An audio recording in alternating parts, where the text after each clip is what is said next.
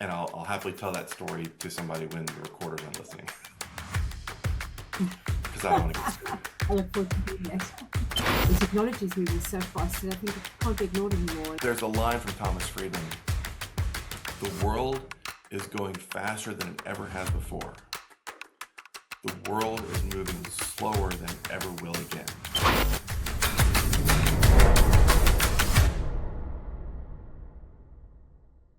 Welcome back to Raw AI Solutions, the podcast where we explore how business leaders are navigating the fast-moving world of AI and digital transformation. I'm your host, Denise Powell, and today we're joined by Jamie Vernon, who is the Managing Director and CTO of ALT Digital. Jamie, welcome to the podcast. Thanks for having me. I appreciate your time. Well, Jamie, would you like to kick us all off by just telling us a little bit about yourself and your company? Sure. So I'm Jamie. I'm the CTO of ALT Digital. We are a small consulting group. We are focused a lot on governance and risk and compliance and helping companies achieve compliance with various regulatory frameworks, whether it's GDPR or PCI or HIPAA or SOC 2. We have 2 certified CISOs. We have a Six Sigma black belt. We have a wide range of technology certifications. And so we not only help companies understand their exposure and minimize that and achieve certification in these various regions, but we also recognize that changing how you do what you do is harder. And so we implement automation, artificial intelligence, and other tools to help this higher level of execution not be as much of a burden on the firm. When we're not doing these audits and these security controls, we are launching various elements of our own intellectual property. And that's either by ourselves or in partnership with our clients. Oh, excellent. And tell us about your journey. How did you get into the space and how did you end up becoming a CTO of this company? So we ended up in this space because all 4 of us have been in the customer care space for a long, long time. And as a result, we've been supporting the technology needs of healthcare and finance and retail and hospitality. And we've had to manage a network and manage applications and manage governance where all these things intersect and overlap and sometimes compete. And so a lot of road rash, but we've become pretty much a veteran of that space of how to achieve these compliance requirements while managing the business, managing your business, and just trying to keep all the balls in the air. And so my role as CTO is because I'm of the 4 of us partners, I'm the more inclined towards lateral thinking, more creative problem solving. We have a couple of very straightforward by the book sort of people, which is really what you need, especially when you're dealing with the auditors. And so we play off each other very successfully, and it's worked out really well. Oh, excellent. That is brilliant. Well, today we're going to be digging into something that every tech leader has felt, I'm sure, and that's the hidden cost of implementing technology without the team buy-in. I'm sure you've also experienced that, Jamie.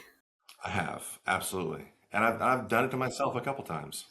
Haven't we all learned the hard way I, as I well? would I would say that my personal experience is that the costs actually come from 2 major areas. One, if leaders try to implement a technology or a business process or enablement or whatever you want to call it, and they don't engage with the team early and often, they will find themselves implementing the wrong process. Either it's what they think the team is doing, or it's what the process in the documentation library may say they're doing, but it's not what they're really doing. And sometimes this is an issue of small, subtle details. Sometimes this is an assumption of tribal knowledge that everybody knows how to do this thing. Sometimes it's that the process library doesn't exist or is, wildly out of date. But when leaders try to implement technology and they don't really understand what's going on in the business, and we typically don't, one of those hidden costs is the cost of redoing it all once you realize that what's been rolled out isn't what was needed. I would say the second major source of hidden cost in rolling out technology platforms without employee engagement is, even if by some miracle the business leaders get everything right, they actually have to get the employees to follow along and use this new platform, this new business process, this new enablement. Otherwise, they've bought these licenses and built this infrastructure, whatever that might mean. And it's not creating any business value because nobody's using it. I've always called it pre-sales and post-sales. Pre-sales is that cultural check of, are we all going to be successful when we do this? Are we understand the process? Do we have people buying in? Do we have them helping us launch whatever it might be? And post sales is, 2 days, 2 months, a year after launch. Are we tracking the business metrics like we thought we would? Are we having the impact that we expected that we would? And are we staying engaged to do that course correction as we go? And pre-sales and post-sales are my terms for it. The Association for Change Management Professionals has a huge playbook for how to implement change in an organization, and they speak to those things very well. But I would say that my successes and my failures, and there have been a few, mostly come from one or both of those areas in any major initiative.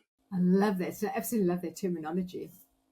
And it's so critical that the business actually drives what they want and lead the projects versus IT leading them. And I think that also helps engage the business in terms of implementing those technical tools. You've helped lead complex digital transformations across loads of industries. When new tools get introduced, but they just don't stick, what is usually to blame beneath the surface? I'm going to go back to, call it bad scoping, if you will, which is to say, leaders not engaging, not understanding the problem necessarily. And so that's going to lead to gaps in the requirements documents, dodgy requirements altogether, and then a complete mismatch. The reality is that most tools that are out there and have been in use for 2-3 years have an audience. They have a business purpose. It is the responsibility largely of the customer to own evaluation of that tool and fit for their organization. And you can't do that if you don't understand those internal business processes you're trying to help, that you're trying to replace, that you're trying to accelerate. And so when there's a tool mismatch, I start troubleshooting that process with, did we have good requirements? Do we have a good understanding in the first place before that tool was picked? That's excellent. So something, when clients are racing to implement new technology, how do you help them move fast, but without creating real adoption issues or piling on additional complexity behind the scene? I think leaders need to acknowledge publicly that, and I've been in executive roles for about, 10, 11 something years. We don't actually do a lot of those things. We couldn't possibly. There's only so many hours in the day. We need the team's buy-in. And you don't necessarily need literally everybody's buy-in, but you do need representative buy-in from various network, finance, operations, HR, whatever's going to be touching this new process. And if you can have collaborative conversations, and that's an art, it's a science and it's an art, to get people in a room and keep the conversation going forward. If you can have collaborative conversations, it will feel slow to start. But as people get into the groove of driving this initiative forward, you'll be much faster than if you'd gone it alone, done all that research, asked as few people as you could, and then whatever mess you've created, you've got to go clean up by yourself as well. So I would say slow burn at start, but you're going to be much faster before it's over. I absolutely agree with you there. And also, when you have those collaborative meetings, you're actually also identifying who your change champions are going to be once the product's actually been delivered, because they're the ones that have bought into it. You're doing it Absolutely. with them. Yeah, it really does help that adoption. I've also found that finding a way to frame the opportunity positively at an enterprise level helps. I'm not, and again, this is just me, but it's worked for me in the past multiple times. I'm not bringing in this thing to cost people their jobs. That's a common fear, again, whether it's finance or HR or IT. I'm bringing in this tool so that we can scale the business without having to scale the team. I want to enable 2 people to be able to do the work of 5 because we're going to grow. We're going to expand into this industry. We're going to expand into that geography. We're going to grow our existing customers, whatever growth might mean for you. And we're going to need to hire. We're going to need to deliver. Think of it as a service delivery team. The capability of 5 people working. And I want to take away some of the boring stuff you find yourself doing now so that you can do that more fun, more engaging, more thoughtful work. That's why we're doing this thing now, so that we can have it, so that we're comfortable with it before we desperately need it. And we're talking about a 30 or 60 day or 90-day hiring cycle and background processes and all sorts. No, let's build the team with tools now. And that's driven far more engagement because it creates that sense of company positivity. We're not doing this to cut costs, which is almost always a negative connotation. We're doing this because we are poised for growth. And you raised such a good point there about the fear of people thinking they're going to lose their jobs. And it's never been more poignant than these days, especially with AI coming into play. I think there's a massive fear of introducing AI into the workplace. And I think the perception is AI is here to take over. And it's about putting that whole enterprise vision behind that. It's about how can you double your workload, double your output in half the amount of time, and making sure your employees actually understand that the benefit it's going to bring to them as well. I do think there's a lot of misunderstandings around artificial intelligence. And there are firms, there are global firms like Microsoft, like PwC, that when they do a layoff, and I don't mean to sound callous, but there's math here. When they do a layoff of 1,800, 2,000 jobs, to the normal layperson, that sounds like a massive cut. When in reality, as a sheer proportionality of the workforce, 2,000 is a percent. 2,000 is a haircut. It might be a massive hit to this particular line of business within Microsoft or within Deloitte or PwC or whoever it is on the day. And I don't want to misstate that. And I certainly don't want to sound like I'm not sympathetic to those individuals who are affected. But when it is cast as AI is coming for our jobs, those numbers can sound huge if you don't have polite context. Second of all, we talk, and of course, the companies who are making these investments in artificial intelligence are going to cast this in the most positive light possible. They're going to say, AI is generating 20%, 30%, 50% of our code. Okay. Are you deploying it sight unseen? Or are you doing more testing and more user requirements? Are you doing more work on the front end, doing prompt engineering and context engineering so that AI is more successful? Are you doing more regression testing and edge use case testing on the back end after that code is generated? None of these things, in my experience, have gone from natural language, I need an app that does a thing, to generating an app that does a thing, and I can compile it or I can run it and it works perfectly and I had to make no edits. Usually I have to go back and talk more about my requirements, the environment where I'm going to run it, the user that I'm talking about, the user interface. I have to go back and test more use cases. That's going to take longer. I have to chunk it up. I have to say, today we're going to work on this module, this part of it, because of things like token limits inside any number of AI platforms. And now that I have all these chunks of code, I have to thoughtfully assemble them. So when companies say things like AI is now generating 50% of our code, that's margarita-sized grains of salt for me. There's a lot of skepticism that goes into reading those articles. You raised some good points there. And with all the noise around AI, whether it comes to tooling or scaling for delivery, have you actually seen AI genuinely move the needle yet? There are lots of AI models out there. The big ones that you hear about, whether it's Anthropic or Claude or ChatGPT or Copilot or Gemini. And then there are lots of much smaller, more niche cases. And AI is making it easier to do more AI. You can go to various AI gardens and you'll find all sorts of little models that are intended to do this type of task. And now you have technologies, you have buzzwords like agentic AI or MCP that are designed to stitch these things together for parallel processing so that this one does market research and that one does financial research, and then it stitches them all together into a cohesive report. And part of that is an acknowledgement that AI does better with a single focused task as opposed to a broad directive. And the parallel is going to be, when we're talking about people, I have a small marketing intern, and I have a financial analyst intern, and I have an IT intern.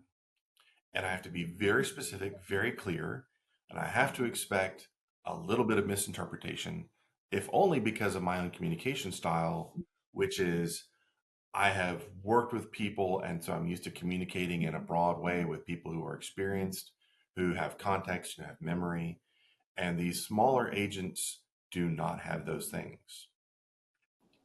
And so I have to send them off with a single task. I have to expect to evaluate that task and not take it at face value, and then combine them thoughtfully. You can do amazing things with this, but it takes patience and takes orchestration. And some of that has to be human delivered. That said, there are people doing some amazing things with relatively cheap AI tools out there. And I applaud them for what they're doing. I think it's fantastic. It'll be interesting to see if that's sustainable at scale. I read articles all the time of if I were on a desert island, I could rebuild my company in 90 days with these agents. Great. Can you sustain that at scale? Can you deliver thousands of lines of code?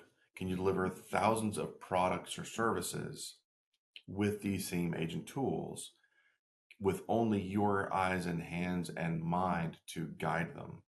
So don't talk to me about 0 to 90. Talk to me about 0 to 900. And then it's going to be a very different conversation. But I also think you're so right in what you said. You can't just leave AI on its own. It does need to be vetted by a human as well. Because you're right. It seems much better when you do singularity and keep it focused as opposed to multitasking on AI. Every day. So tell me something, with all the tool and fatigue, we know that that's real. How do you decide when to layer something in versus optimizing what you already have in place, especially with all the new AI shiny tools out there? If I've been working with a platform for 2 or 3 or 5 years, and I'd like to think that when I pick one, I pick one well enough where that's a reasonable timeline. I would like to think that I have built a relationship with the support team, with the account team, whoever it is, the people at that company who represent that platform to me, where I can have a conversation around roadmap, around bugs and feature needs, things like that. And they'll be honest with me about whether or not my needs are going in the same direction as their roadmap, because I've tried to be a partner to my customers, and I expect that before I sign from my suppliers, from my vendors. If I'm going to be a vendor partner, I want to be a customer partner, and partnership is absolutely that two-way street. And so we will talk 6 months away from renewal about where I'm going, where my firm is going, and whether or not that tracks to this platform. Or they know that I'm going to be calling them on every Monday morning. Why isn't this meeting my needs? We've talked about this, things like that. It is absolutely a relationship management issue.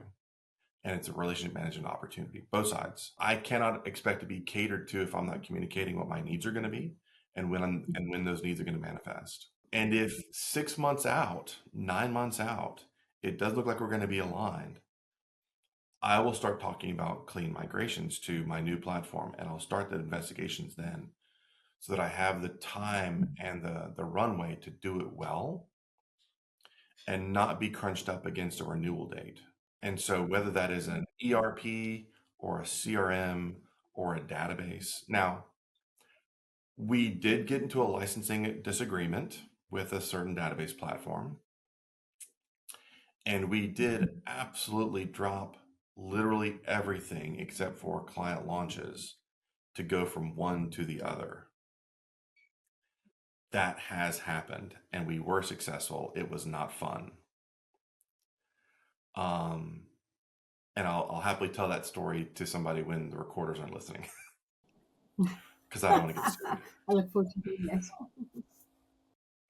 But these sorts of things are very disruptive to the business. Any sort of we have to move and we have to move now, that was not fun. The CEO is very upset with us, even after we explained why. Because even though the CEO and the head of sales, their rational brains understood the financial impact of what we were presented with, their executive level brains,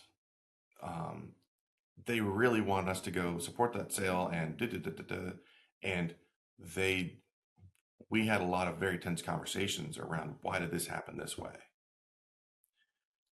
So I would not advise that path to anybody. And so the other way, the plan B for that is communicate early, communicate regularly, and plan for migration. And then just understand where the business is going. There's that standing question of how do we align IT to the business? And part of it is on business leaders to welcome us to the table, as it were, not to see us as a simple cost center. Part of it, a lot of it, is on us to act like we deserve to be there, to understand that we don't get to use our vocabulary. We need to use business words. We need to use business vocabulary. And those individuals who are successful in technology and successful in business and successful in relationships are the ones who are going to have very tight, very productive conversations with their leaders. And so to the heart of your question, when do you know when it's time? You know it's time a year ahead if you're engaged, if you're plugged in, and if you have a good partnership. It's so true. IT as a department is generally always overlooked and just seen as a cost center. But I think as IT is moving so fast and technology is moving so fast that I think it can't be ignored anymore. And I think it needs to come right to the table and be a forefront player, especially around the C-suite table. There's a line from Thomas Friedman. The world is going faster than it ever has before. The world is moving slower than it ever will again. You know, the general rules of finance and accounting and psychology that plays into sales, those are the same things for decades, if not centuries. The rules and the tools of technology are changing faster than businesses can. They're changing faster than legislator can. It is our responsibility as IT leaders to try to stay engaged, understand the business, so that they can be thoughtful about an ever increasingly fast changing landscape. That's so true. So when a new technical platform lands, is it hard in your experience to get the leadership to champion the change or to get the teams to actually build it into the day-to-day workflows? I would say it's typically harder to get the day-to-day employees, the ones who'll be using this new platform. I have worked in places where an executive saw a shiny brochure in an airport lounge, and they say, "We should be doing that. Go." And they think that their job is done. And I have been on the receiving end of that, you know, where it's, we should be using this shiny new technology. Why aren't we using this shiny new technology? And then they're off to other strategic decisions. And then it's left to the technologists and the project managers to actually implement it. It's up to that department or that team or that location to actually change all the things that they're doing. And for them, it seems like a hand was waved, a decision was made, and That's the C-suite, and that's just what they do. And it's not what they do, but that can be the perception when these things come down. Um, I would say 9 times out of 10, it's getting people to take a moment, take a breath, have a conversation around whether or not this change will, in fact, improve their overall day-to-day work life, and then to drive that change. Going back to the ACMP, the Association of Change Management Professionals, there is a change adoption curve that tracks very closely the grief curve when someone in your life dies, and the whole denial, acceptance, anger, all these things. And it's for the way I used to do things that is now dying. The way I'm going to start doing things, that is new and that is scary, and I'm hesitant, I'm concerned. And so part of anybody introducing change is those people that actually experience the change. In this case, that the people who are going to be using the new platform, help them flatten that curve out, help them get past the grief of how they used to do things, and into the curiosity of what this can mean for them. I love that. I love that comparison to like grief as well, because no one likes change. Um, so agree with you there. So tell me, Jamie, as you begin to scale, are there any internal tools or workflows that you feel like it's holding you back? And whether that's around lead generation or delivery, or just even to stay connected to the team and company culture. Have you found any of that? Oh, absolutely. Absolutely. I mean, we are we are a four partner company with lots of connections and lots of contract workers. Mhm. And right now, we know we comment on it weekly. This can't keep going like this, but it's going to have to for at least one more day. Our lead gen and our sales funnel and all these things are tracked in spreadsheets and in Teams and little access databases, because that's what we're working with, you know. And none of us right now have the time to go back and reinvent ourselves, because all four of us are busy working for our clients, building the intellectual property. The cobbler's children have no shoes. We'd love to take a minute and improve our own processes. We're probably going to have to hire somebody to come in and do it for us, because we're off doing those things that actually generate the revenue and increase our own recognition out in the space. So yeah. Well, it's just normal business operations. We know we need to be better. We know that we should be an example to our customers, and we'll get to it eventually, maybe next week. Never ending target. Absolutely. um, so if we switch gears for a moment, and let's talk about ALT Digital. Where would you like your company and your other growth partners? Where would you like to be in the next 6 to 12 months? Well, like I said, we have a couple of partnerships that we're hoping play out. We're entering some initial trials for healthcare technology. It is artificial intelligence at the edge, which means we are taking device data and processing it in near real time to improve, I'm probably going to use the term poorly, environmental health. This is not taking data off of your smartwatch or off a fitness tracker or your stationary bike. This is multidimensional data collected about a space, whether it's a hospital unit or a military barracks, and helping to improve population health and helping to notify building administration leadership more quickly, more intelligently about preventing pending outbreaks of a thing. And we're not talking about the common cold or flu. We're talking about significant infections that can have dramatic cost concerns, that they increase a patient's stay by 10 or 15%, that they create, complications for patient care, conflicting infections. I'm here for a broken arm, but then I pick up something, and not only is the infection bad, but also complicates the care for my broken arm, because now I've got to take a different cocktail of medications.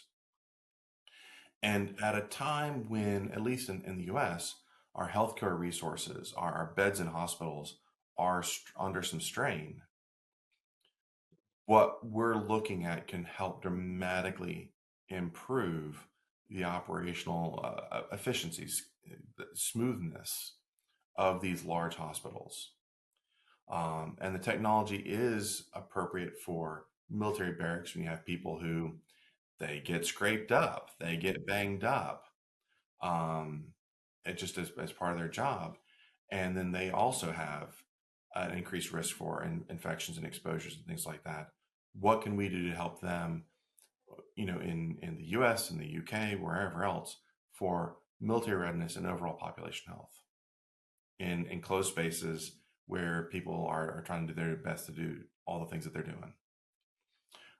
We're launching our own intellectual property, business applications where AI has been introduced, but it's not blatant, it's not in your face, it's quiet, it's subtle, it's emphasizing the helpfulness of it. And so where I want Alt Digital to be in 6 to 12 months is we have launched, both of these things. They're doing well. They're funding themselves. I don't want yacht money, but I do want them to be funding the next phase of our applications, the next phase of our projects, the next phase of our ventures with our clients. If I could have that self-sustaining starting up, that'd be very reassuring to everybody in my house. Yeah, that's a fantastic goal. I absolutely love that. What do you find your biggest challenges right now? I would say our biggest challenges are that cybersecurity, especially, and security does play into governance, risk, and compliance because it's not just are we protecting ourselves from our potential bad hire from an employee, are we meeting the needs of our clients, but there are lots of bad actors out there who have armed themselves with artificial intelligence and automation. 20 years ago, companies like buildings, they were researched for weak points of entry. They were researched for weak employee credential management. The comings and goings of people literally out of a door, these are things. There are security red teams who will go try to do physical penetration of a facility. They will try to take pictures. They will try to take over a network. They'll do these things. Very Ocean's 11. And because of the research part of it, because that was required, some smaller companies could slip under the radar. They actually didn't functionally, practically need a great deal of cybersecurity. They weren't worth the effort. Just as they have for companies lowering the level of effort required to close the month-end books or to build or repair a network or to create that app or that report, it has lowered the level of effort for these cyber criminals to attack companies' networks and to attack their public IP addresses, their websites, their applications or things. There is no such thing as a company that isn't worth the time because it basically takes no time. And so you have all these smaller firms who, for any number of reasons, depending on what the business is that they're in, they are now threatened by groups they weren't threatened for. And we have to help them achieve a security posture that will be effective, not just meet the letter of the law, not just protect them from a lawsuit of negligence when they get punched, but hopefully keep them from getting punched too hard. There are networks being probed every day. There's malicious email with malicious attachments being sent every day. New viruses, new malware is being developed every day. And so I think the hardest part is when you have these smaller firms where you have somebody who's the COO and the CIO and the chief risk officer. That's a tough conversation to have because they basically don't have the time to think about it. They don't have the time to talk to you about it. And even if they did, they're often strapped for the money to do proper security stuff. That's tough. How do you overcome that? Well, Some of it is partnership with platforms that provide enablement. There's a few that we work with that make it easy to collect and to store and to update information. Free pitch for Drata, DRATA. They have hooks into various platforms and make it very easy to collect audit information for compliance requirements. We have a partnership with them. So when you have a smaller firm, come to us. We can help you implement Drata and start down the path of this to compliance. Part of it is automation. Part of it is build tools so that you have what you need, not people. And third, tailoring it to exactly what you need, no more. Just don't do everything, do what you need. That's really excellent. Jamie, thank you so much. Before we wrap up, is there one piece of advice that you give to any other CTOs or transformation leaders out there trying to get traction with new tools or complex environments? Humility. Lead with humility. If you come in acting like you know all the things, you can do all the things, bold, confident leader, don't do that.